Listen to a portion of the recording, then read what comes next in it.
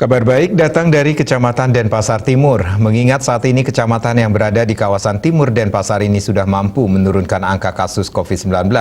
Terlebih ini terjadi setelah PPKM di Denpasar juga turun level kedua.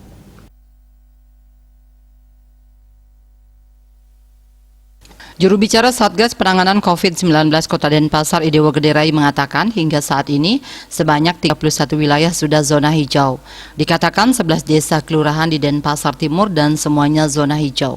Adapun jumlah kasusnya bervariasi yakni 0 kasus untuk 6 desa kelurahan, 1 kasus untuk 3 wilayah serta 2 kasus untuk 2 wilayah.